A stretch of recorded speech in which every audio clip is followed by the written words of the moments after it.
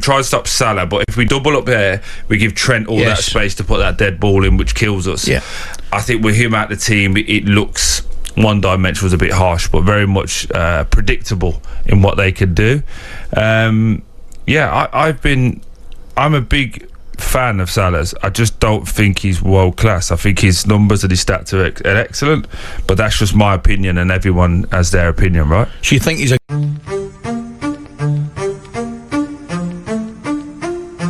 That is just my opinion, and everybody has their opinion, right? Salah is not world class according to, of course, Troy. And guys, welcome back to Social Discourse on the Stars on the Pitch channel. Today we are going to be talking about this topic.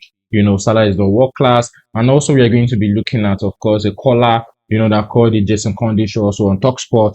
We are going to be looking at these two conversations, and we are going to, of course, be talking about them. So, this is the very beginning of the conversation. Salah is not a world class. Before I play the video proper, before I go into what really happened, about the conversation, how can anybody say Mohamed Salah is not a world class?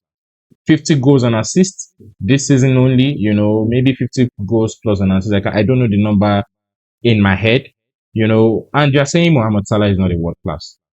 By the way, if you're on my channel, please remember to subscribe, drop your comments. It is very, very important to do that. And if you are subscribed already, please remember to turn on the post notification, because I want you to get notified whenever I drop a video. All right, guys. So let me go to the video. Because it's his 2 goal involvements in 9 finals. So we're asking a question here: is he not a big game player? I would suggest that it looks a little bit like Liverpool might just become a little bit too reliant on him as well. I accept that he's not delivered in those last very important games, but in my opinion, he's still in line for the player of the season. Oh yeah, that's nailed on. I think the numbers, when you look at the stats that we've got here, which is from 2019 Champions League, he scored 1 goal, 0 assists. Obviously scored from a penalty, but from 2019 FIFA Club World Cup, 2021 AFCON, 2022 FA Cup, 22 Champions League, 22 Carabao Cup, 24 Carabao Cup, and 2025. All bar one being out injured, he hasn't scored as an assist. Now, I think when you look at it like that, it's quite difficult to argue against the fact that you'd say he's not turned up in those games, but you'd have to look at each individual one. I'll just talk to this weekend. I didn't see a moment in. So let me break the conversation here. AFCON, he hasn't scored.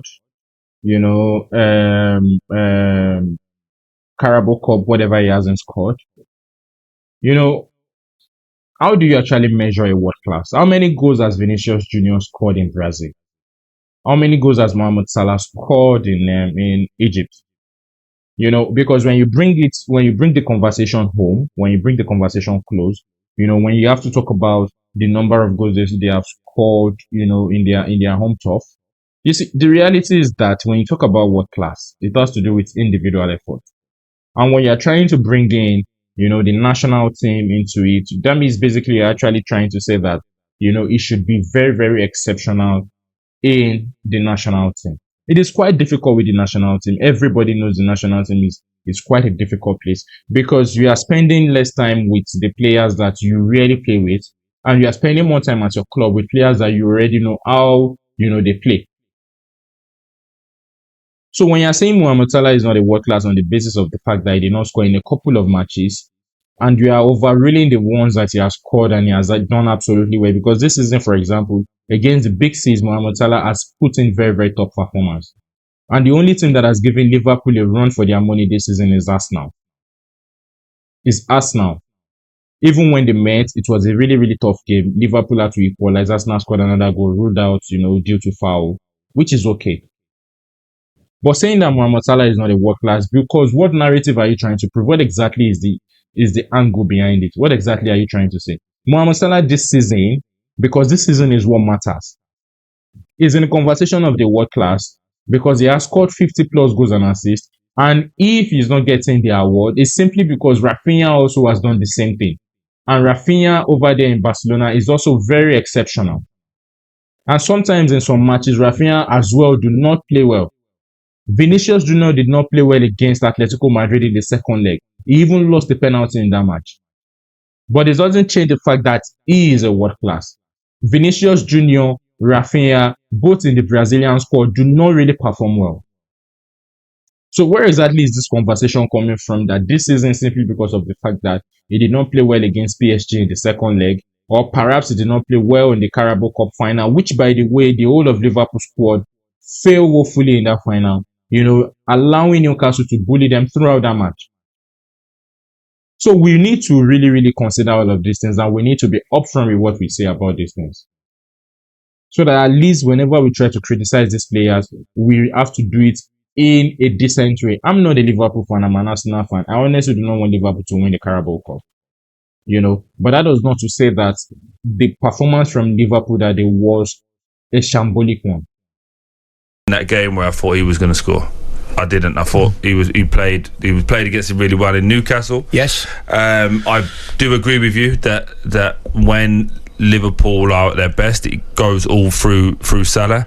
I think it showed to me how much they will miss Trent if he's not in the team, because they do have Kwanzaa, they do have Bradley, but they're not the same type. No, I'm not going to say quality. They're not somebody that when you're doing.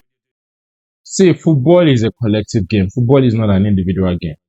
Even though there are individual footballers like C. Ronaldo, Lionel Messi, they are no more than these two. Or maybe those from the way back. But those in the recent generations are just Cristiano Ronaldo and C. Ronaldo. Those are the people that can individually change a game. They can individually change a game. And we have not seen players that are close to these guys, because this season, Haaland relied so much on Manchester City's midfield. This season as well, Mohamed Salah relied so much on maybe Trent or whoever is in the midfield to get the ball to him so that he can move the ball to the final third and be able to score goals. So these things happen. Saka for Arsenal relied on Arsenal's midfield, relied on Ben White to move the ball to him so that he can actually score goals. So when you're talking about somebody being a world footballer simply because of the fact that they are dependent on another player in the team, I don't think that's the conversation. They need, because everybody on the field has their own role. If the midfield of Real Madrid isn't doing well, there is absolutely nothing or close to nothing that Vinicius Junior could do. Looking at it from a coach the day before, you go, right, we try to stop Salah, but if we double up here, we give Trent all that space to put that dead ball in, which kills us. I think with him out the team, it looks one dimension was a bit harsh, but very much predictable in what they could do. I'm a big fan of Salah's. I just don't think he's world class. I think his numbers and his stats are excellent, but that's just my opinion, and everyone has their opinion, right? So you think he's a great? So that is your opinion. You think Mohamed Salah is not world class? Mohamed Salah, when you check the highest goal scorers in the EPL, Mohamed Salah is about appearing about the third or fourth time, and is almost about scoring maybe more than Alan Shearer or someone right now. And you're talking about him not being a world class. What BS is this? What kind of a BS is this? And by the way, this guy is talking is actually a championship guy, because I can't even remember any moment I saw him play football. Maybe I have to Google it. And you're talking about Mohamed Salah not being a world class, for goodness sakes. So guys, I'm going to be moving on to another video, but before I move on to another video, a quick comment. Please remember to drop your comment. I really, really want to see what you have to say. Liverpool fan, Manchester United fan, any other football fan, entirely. I want to hear what you have to say.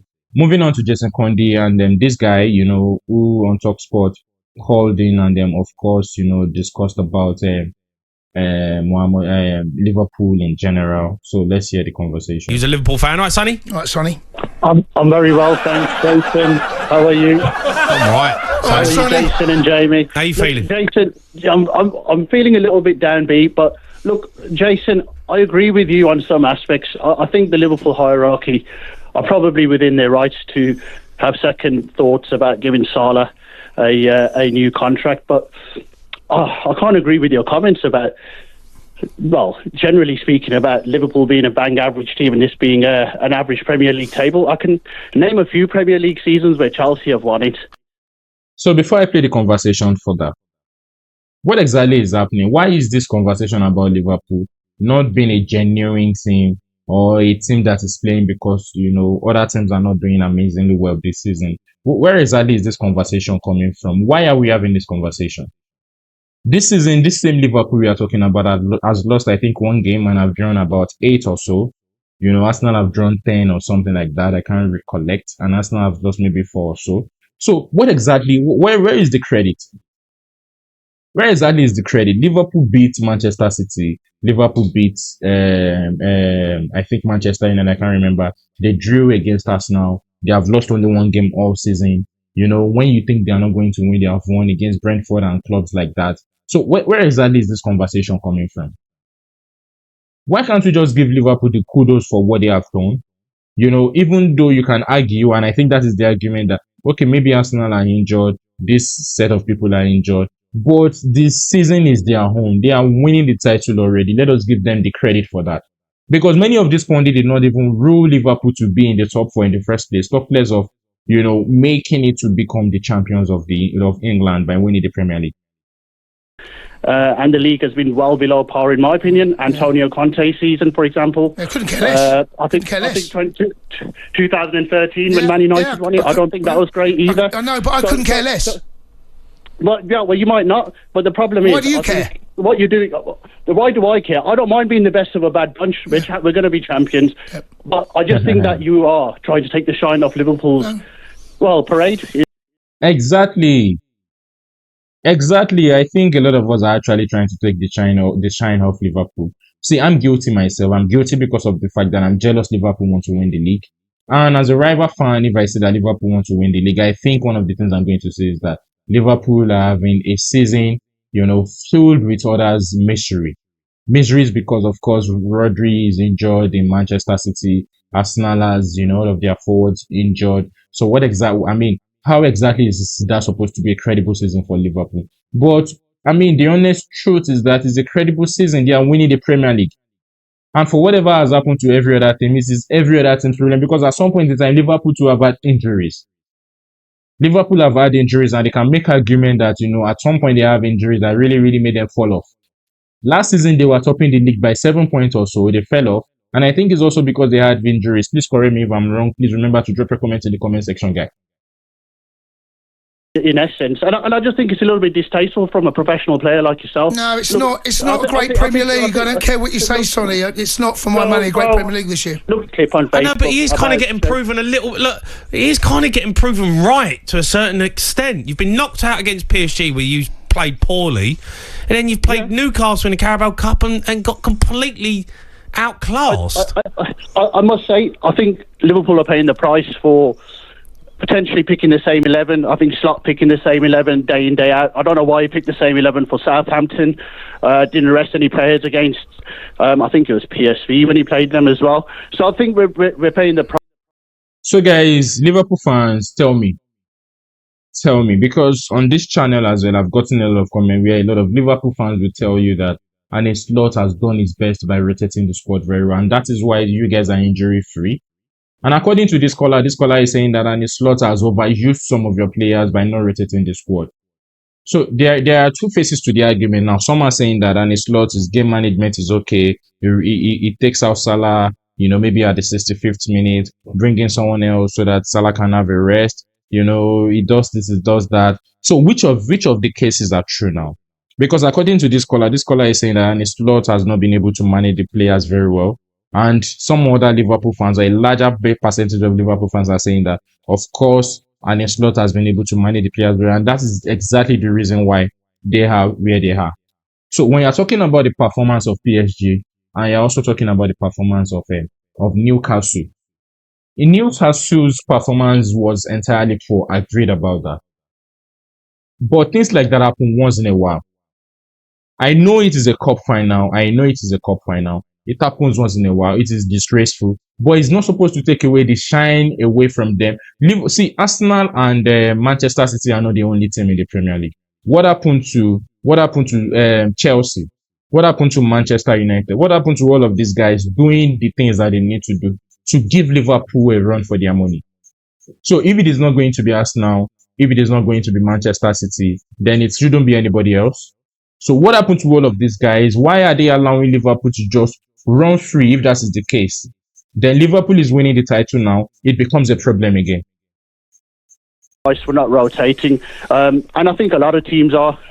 Man City, unfortunately, Man City fortunately had £350,000 players sitting on the bench collecting their wages because they could afford to, which they're obviously getting investigated for now. But I just think, Jason, look, we can agree to disagree. I respect you. I think, to be honest with you, I listen to your show all the time, and I respect both of your opinions. But I do think you are trying to take the shine off. So let me ask you this. Is this a brilliant Premier League season?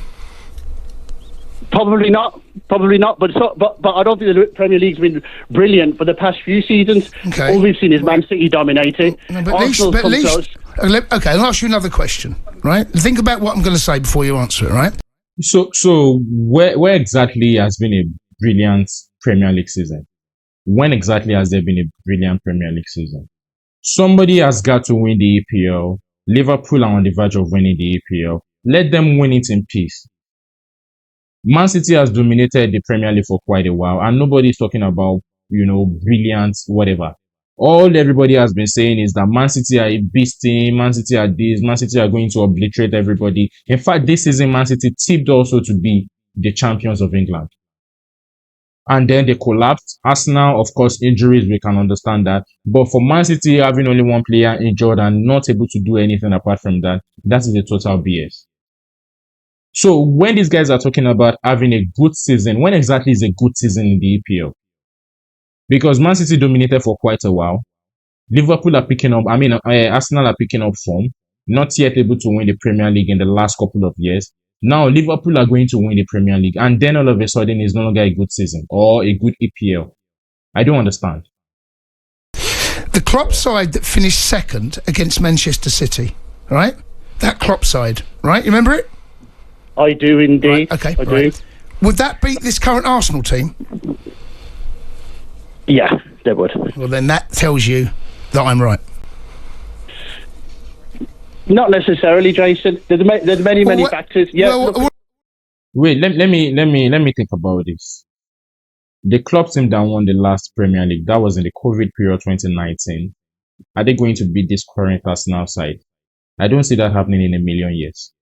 Because even before Klopp left, he used almost the same team to play with Arsenal, and they found it very difficult to beat Arsenal. So where exactly is this argument coming from? 2019, Klopp left, I think, last year. He did not really change much of the squad, except for older players that have left the squad. And of course, Mane, and we still had, of course, Van Dijk is still very much in the team. Van Dijk in the team, Mohamed Salah in the team, Trent Alexander-Arnold in the team. Who else is in the team? A couple of other players are still in. Robertson, many of these guys are still in the team. The only thing that has changed for Liverpool and both Arsenal is that, they have new midfielders now. So I don't see that Liverpool team beating this Arsenal team. I don't understand why this caller is saying yes to this. I honestly do not even see that Liverpool team beating this Arsenal team. What I'm saying is, if the second best side, I think that team would beat this Liverpool team. I was going to work. I think that Liverpool team you're talking about, I think that beats this current Liverpool team. I don't understand this conversation. That team cannot beat this Liverpool team. This Liverpool team is also on the verge of winning the Premier League. That team won the Premier League during the COVID period, could not win the Champions League, could not win any other cup. So where exactly is this argument? This team wants to win the Premier League, for goodness sake. That team won the Premier League. So what is this comparison? How can you just sit down on the table and just pinpoint and say that, that is the way people are writing off Arsenal against them Madrid? Because you are just sitting down on the table, you are just looking at the class of players that they have, and you have written off Arsenal, that Arsenal is not going to qualify. How can this pundit, he said he's a footballer himself, how can this pundit just sit down and say these things? Where is the common sense? The fact is that Liverpool are going to be winning the Premier League. That is if they do all they need to do, because it's 12 points already. And if they win the Premier League, it's a big kudos to them. And when you're talking about Liverpool in 2019, for example, they won the Premier League as well. Can I just say No, also? it's not. when It's Leicester almost won the it- same team, Sonny. Okay, let me ask you. In 2015, when Leicester won it, that wasn't a great Premier No, it League wasn't. season. No. Tottenham No. Hotspurs came third in a. This is total BS. 2015 when Leicester won it. Leicester won it. Arsenal could have won it that season. Arsenal did not win it. It's simple. Tottenham had a great season that season. Tottenham did not win it. It's simple. Leicester edged everybody and they won it. Let us give them the credit that they deserve. But if we want to bant, let us bant. Of course, we can say these things when we are banting. But when you're on a live TV show, being listened to by a lot of people, you're not supposed to be saying this. That is my argument. If I honestly want to argue with my friend, I can say that Liverpool are basically, rolling on the luck of every other team. But then the fact remains that they have won the Premier League. They deserve to be credited for it. They have lost only one match. It is not like Arsenal is absolutely not performing well. Manchester City not performing well. And at the same time, Liverpool are totally bad. Liverpool have a great team. They have won all of their matches. They won against all of the matches that they need to win. They have lost only one match this season. So where is this things coming from? Where are these conversations coming from? So guys, this is the video for today. This is what I really want to talk about. Please do remember to drop your comments in the comment section. Like and share my videos on, social media or everywhere you can. And I really want to see your comments so that I can respond to them. What you're seeing on the screen right now is the barcode to my WhatsApp channel. Please kindly scan the barcode. It's not even to my WhatsApp channel. It's just to various other platforms, so that you can follow on social media. And I'll be really, really, very grateful if you do that. So until next time, guys, this is the video for today. I'm going to see you next time. Please do stay safe and